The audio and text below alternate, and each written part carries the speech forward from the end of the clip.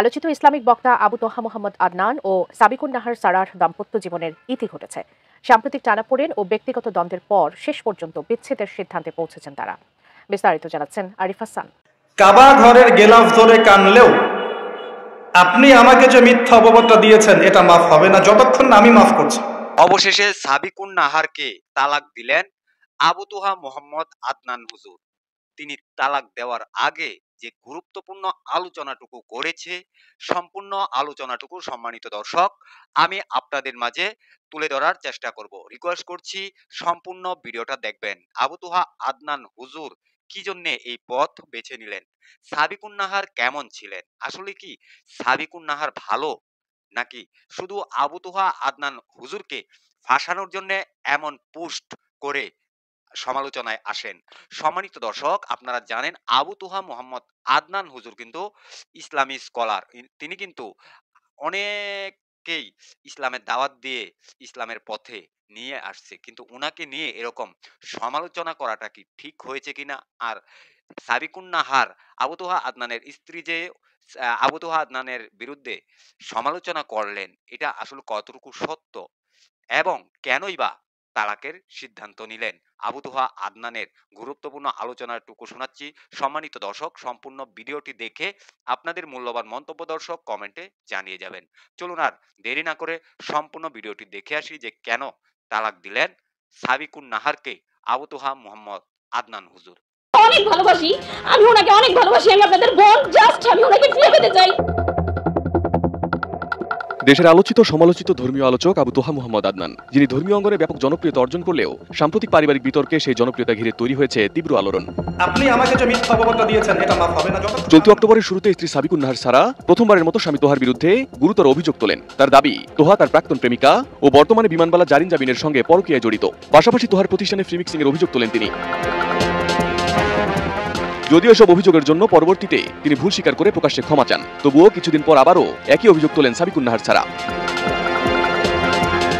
অন্যদিকে আবু তোহা মোহাম্মদ আদনান তার স্ত্রীর সব অভিযোগ স্পষ্টভাবে অস্বীকার করেন। এমনকি আল্লাহর নামে কসম করে তিনি বলেন, হে আমার জাতি, শুধু এতটুকু বলতে চাই, আরশের মালিকের কসম, আমাকে গুছিয়ে একের পর এক মিথ্যা অপবাদ দেওয়া হয়েছে। কাবার রবের শপথ, আমি জিনাকার নই। মুহাম্মদের রবের কসম, আমি ব্যভিচারী নই। যার হাতে আমার প্রাণ, তার কসম, যেসব অভিযোগ আমার বিরুদ্ধে তোলা হয়েছে আমি সেগুলো থেকে সম্পূর্ণ মুক্ত। আমার কোনো পরনারীর সঙ্গে কোনো হারাম সম্পর্ক নেই। প্রথমবার এমন অভিযোগ তোলার পর স্ত্রী সাবিকুন নাহারের সঙ্গে সম্পর্ক স্বাভাবিক করলেও কিছুদিনের ব্যবধানে আবারও একই অভিযোগ তোলায় বিচ্ছেদের ইঙ্গিত দিয়ে পোস্ট দেন তোহা আদনান। অবশেষে সেই তালাকের প্রক্রিয়া সম্পূর্ণ হয়েছে বলে নিশ্চিত করা হয়েছে। মঙ্গলবার ধর্মভিত্তিক ফেসবুক পেজ আলোর পথের এক স্ট্যাটাসে জানানো হয়, মুহতারাম আবু তোহা মোহাম্মদ আদনানের পারিবারিক বিষয়টি বরেণ্য উলামায়ে কিরামদের মাশওয়ারা ও তত্ত্বাবধানে সমাধান হয়েছে আলহামদুলিল্লাহ। তার প্রাক্তন স্ত্রী সাবিকুন নাহার সারাকে খোলা তালাকের প্রস্তাবনা দেওয়া হলে তিনি তা গ্রহণ করেন। দেনমোহর বিয়ের পরেই পরিশোধ করা হয়েছিল। উভয় পক্ষের দেনা পাওনা ও সন্তান সংক্রান্ত বিষয়গুলো আলেমদের নির্ধারিত সময়সীমা ও পরামর্শ অনুযায়ী পারিবারিক সম্মতিতে সমাধান করা হয়েছে। বর্তমানে তাদের মধ্যে কোনো বৈবাহিক সম্পর্ক নেই। আল্লাহ পাক শুধু পরম করুণাময় অসীম দয়ালুই নন, বরং তিনি হচ্ছেন ন্যায় বিচারক। ন্যায় বিচারক কথা কি বুঝতে পারছেন? মনে করেন আপনি আমাকে মিথ্যা একটা অপবাদ দিয়েছেন এবং ধুয়ে রেখে দিয়েছেন একদম মিথ্যা অপবাদ দিয়ে। যতক্ষণ আমি আপনাকে মাফ না করছি, কাবা ঘরে গিয়ে গেলাফ ধরে কান্নাকাটি করলো, এই পাপ মাফ হবে না ইনশাআল্লাহ। এই অবস্থায় মৌত হলে কি হবে? পরকালে দেখবেন আমি দাঁড়িয়ে আছি আপনার জন্য। আপনার হিসেব হচ্ছে, হিসেব শেষ। আপনি সালাত, সওম, হজ জাকাতের নেকি নিয়ে উঠেছেন, কিন্তু দেখছেন আমি দাঁড়িয়ে আছি, আমার মতো আরো 10 জন দাঁড়িয়ে আছে। ওই 10 জনকে আপনি গালি দিয়েছিলেন, অপবাদ দিয়েছিলেন, তাদের গীবত করেছিলেন, তাদের সম্পদ বা সম্মানের হানি করেছিলেন। এখন কিয়ামতের মাঠে আপনার নেকি দিয়ে এই ঋণ শোধ করতে হবে, অন্য কোনো অপশন নাই। আর যদি নেকি শেষ হয়ে যায় তখন কি হবে? তখন আমার আমলনামা থেকে কিছু গুনাহ আপনাকে নিতে হবে। আল্লাহ পাক ন্যায় বিচারক। আল্লাহ পাক শুধু গফুর রহিম নন, আল্লাহ পাক শুধু পরম করুণাময় অসীম দয়ালুই নন, বরং তিনি হচ্ছেন ন্যায় বিচারক। ন্যায় বিচারক। একজন ধর্ষক যদি বলে যে আল্লাহ পাক তো গফুর রহিম, আল্লাহ আমাকে মাফ করে দিতে পারেন, তাহলে যাকে ধর্ষণ করলো সে তার উপর জুলুম হবে না?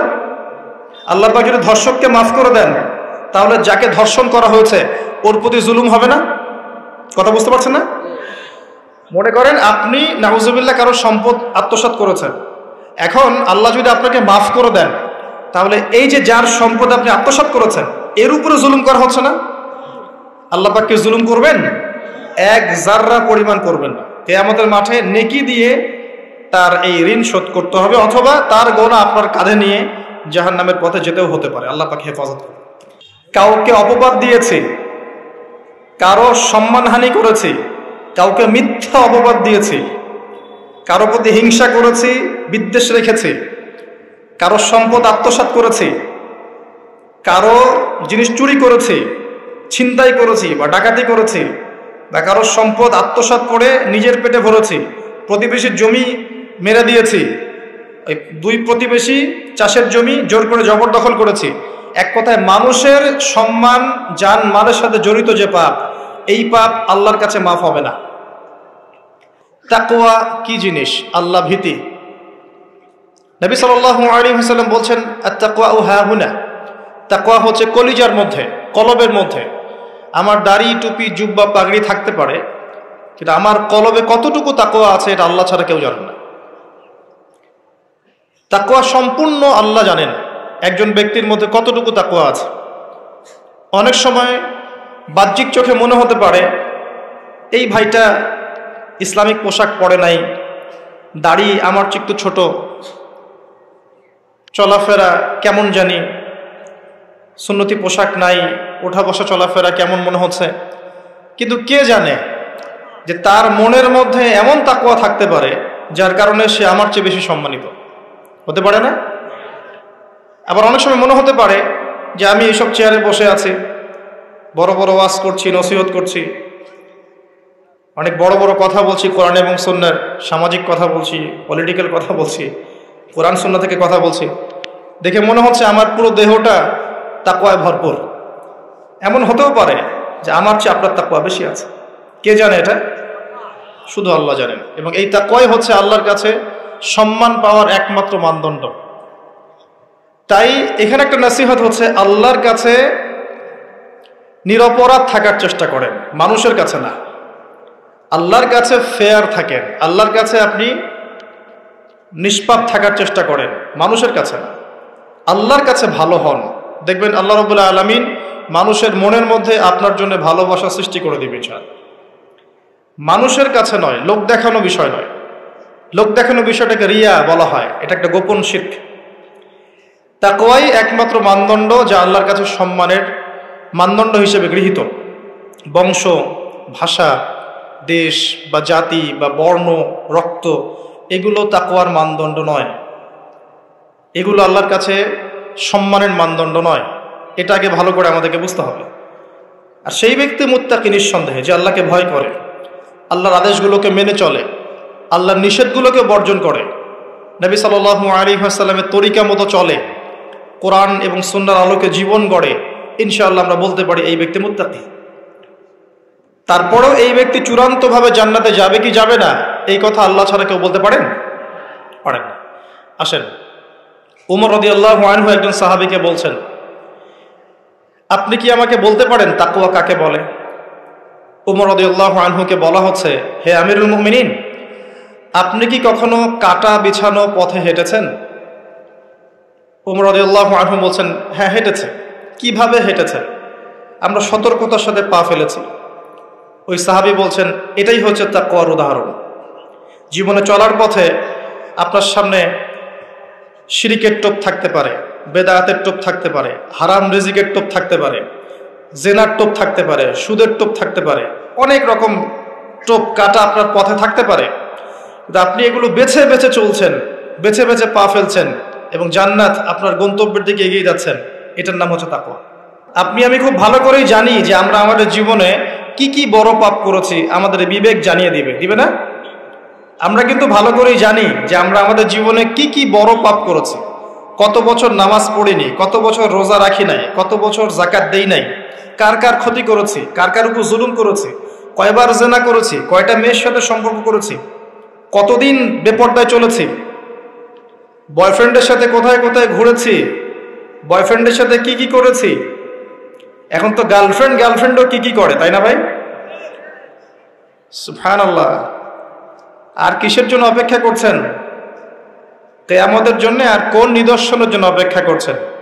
তবে এর পরে একটা সময় আসবে যখন মানুষ ছেলে ছেলে আর মেয়ে মেয়ে বিয়ে করবে, এটা এই ধাপটা পার করে আরেকটা ধাপে যাবে, সেটা হচ্ছে মানুষ জন্তু জানোয়ারের সাথে জেনা করবে।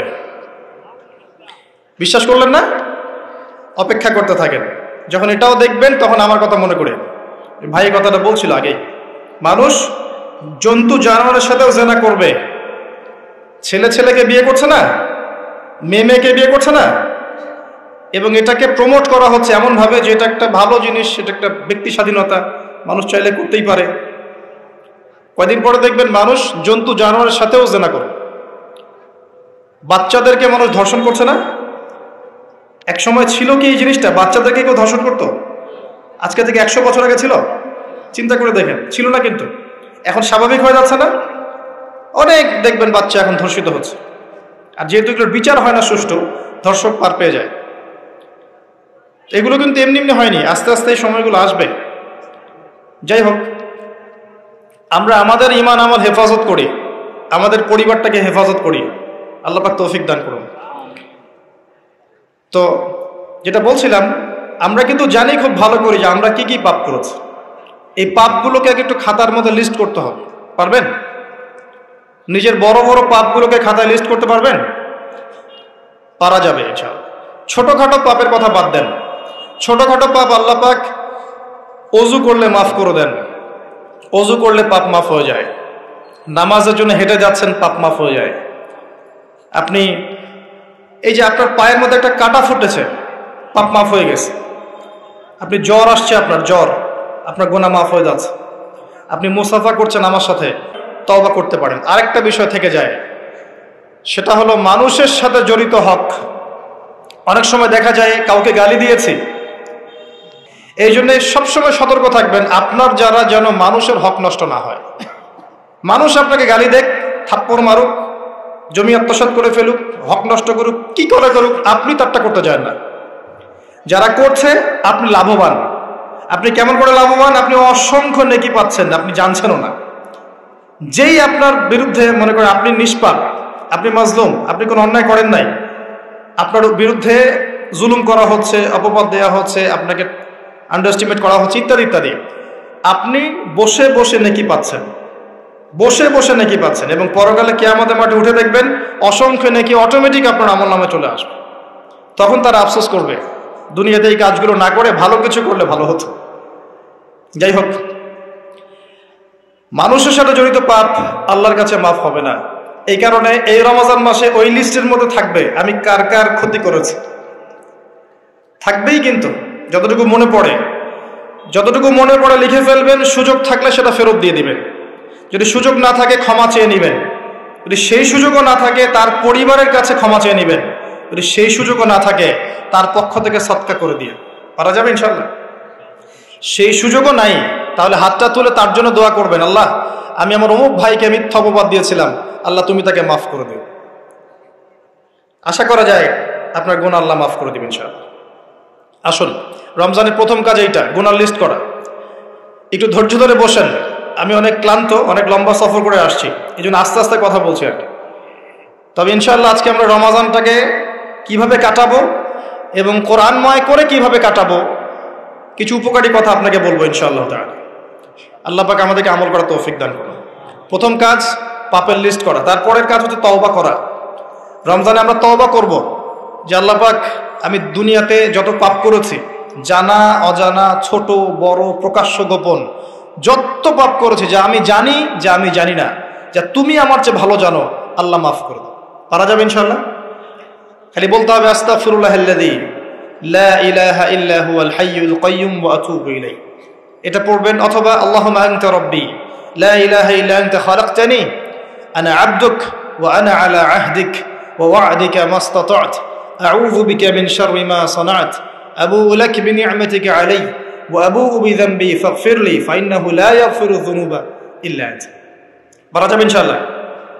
হিসনুল মুসলিম, গুগল প্লে স্টোরে যান, একটা অ্যাপস আছে হিসনুল মুসলিম, একটা বই আছে, এটা কিনেন। সমস্ত দোয়া এখানে দেয়া আছে, দেখবেন আর পড়বেন, পকেটের মধ্যে রাখবেন, দেখবেন, পড়বেন। পড়া যাবে ইনশাআল্লাহ? ইনশাআল্লাহ। এরপরে তওবার পরে কি? তওবার পরে রমজান মাসের বাজার আগে করব। এখন শাবান মাস চলছে, হাতে যতটুকু টাকা পয়সা আছে বা জমানো কিছু টাকা তো আছে, এখান থেকে আপনি রমজান মাসের বাজার করবেন। রমজান মাসে আপনি বেশি বেশি বাজারে যাবেন না, ওই মাসে যেটা আর্ন করবেন সেটা জমিয়ে রাখবেন, সমস্যা নাই। সম্ভব হলে ঈদের যে কাপড় চোপড় লাগে, আপনার স্ত্রীর জন্য এক সেট, আপনার বাচ্চার জন্য এক সেট, আপনার এক সেট, নতুন কাপড় পরা সুন্নত, এবং আমরা সবাই নতুন কাপড় পরার চেষ্টা করবো ইনশাআল্লাহ। যাদের নতুন কাপড় নাই তাদেরকে কাপড় দেওয়ার চেষ্টা করবো ইনশাআল্লাহ। এটাও কিনে রাখতে পারেন আগে ভাগেই। রমজান মাসে আপনি বাজারে সময় দিবেন না, দুনিয়ার কাজে বেশি ব্যস্ত হবেন, এটা একটা টার্গেট। এরপর আপনি রমজান মাসে একটা প্রজেক্ট হাতে নেবেন যে আমার মতো বহু মুসলিম সমাজে আছে যাদের পুরো মাস চলার মতো টাকা পয়সা নাই, আছে না? সামাজিকভাবে হোক, মাদ্রাসার উদ্যোগে হোক বা রাষ্ট্রীয়ভাবে হোক, যেভাবে হোক, এই গরিব মানুষদের লিস্ট করে বাসায় বাসায় অন্তত এক মাসের বাজার খরচ পৌঁছে দেওয়ার চেষ্টা করতে হবে। পারবেন? পারবেন না? এক মাসের বাজার কত টাকা লাগে? 2000, 3000। নিত্য প্রয়োজনীয় কথা বলছি, সব তো দিতে পারবেন না। 2-3 হাজার, 4000, এর মধ্যে সে চাল পাবে, ডাল পাবে, ছোলা বুট পাবে, তেল পাবে। বাই দ্য ওয়ে, তেলের দাম যে এখন কত আমি তো জানি না, আমি অবশ্য বাজারে যাই না, আমি জানি না দাম কত।